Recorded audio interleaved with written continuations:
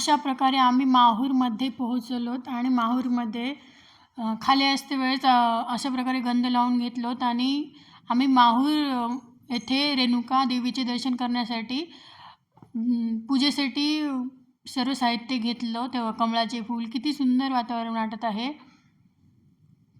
हे कंदीपेढा स्पेशल आहे माहूरचा, ते आम्ही घेतलोत आणि अशाप्रमाणे आम्ही वरती जात आहोत. हे पहा, तुम्हाला वातावरण दिसत आहे, किती सुंदर वातावरण आहे. सगळीकडे खूप प्रसन्न वाटत आहे. रेणुका मातेची मूर्तीसुद्धा खूप छान आहेत. मला वाटतं सगळ्यांनीच एक वेळेस माहूरला जाऊनच यावे, कारण खूपच छान वातावरण आहे. हे पहा, खूप प्रसन्न वाटत आहे. अशा प्रकारे आम्ही वर जात आहोत. तिकडं पान पण स्पेशल आहे. रेणुका देवीचा विडा म्हणतात त्याला. खूप छान करून देतात. हे पहा, अशा प्रकारचे स्टॉल लावलेले आहेत बाजूला. आई बांगड्या घेण्यासाठी पाहत होते, पण ते खूप महाग बनत होते. इथं खेळणी घेत होतो लेकरांसाठी. अशा प्रकारे आम्ही पाहत हळूहळू वर गेलो. ते अशा प्रकारचे स्टॉल लावलेले होते. सर्व खेळणी लहान लेकरांचे, देवांच्या मूर्त्या, रेणुका मातेसाठी ओटी भरण्यासाठी सर्व साहित्य. पहा, अशा प्रकारचे स्टॉल होते. आम्ही असं पाहत हळूहळू वर गेलो.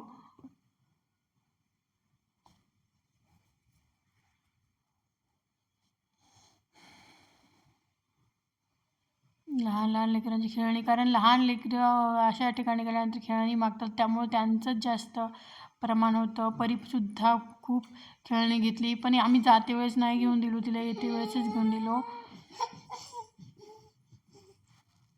रेणुका देवीचे मंदिर म्हणून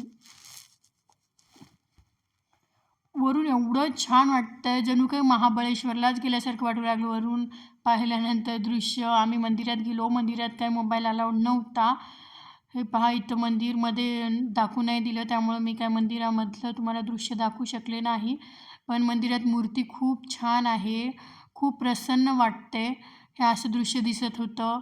हे पहा, कारण पाऊस चालू होता, पूर्ण धुके दिसू लागले होते. हे पहा, वानरे तर एवढे होते, बापरे. मी कमळाचे फुलं घेतले होते आणि माझ्या हातातून घेऊन गेले.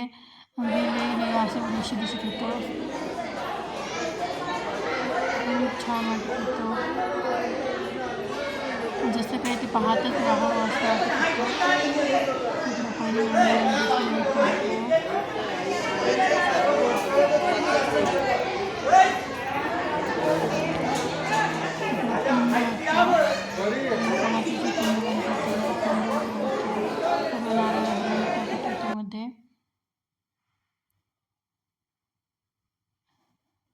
पहा,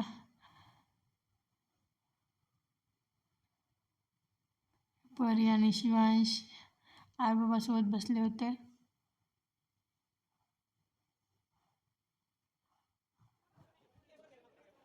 आमची फोटोशूट चालू होता. शिवांशला खूप छान वाटतं, खूप खेळ होता. परी आणि शिवांश खूप खेळ. आम्ही आणखीन एक वेळेस, कारण गर्दी एवढी नसल्यामुळे आणखीन एक वेळेस दर्शन घेतलो.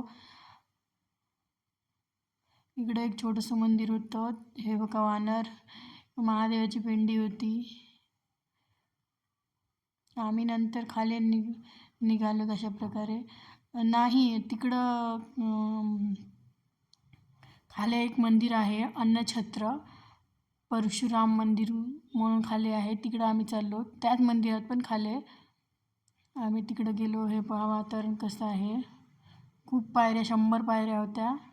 ते उतरून आम्ही खाली गेलो.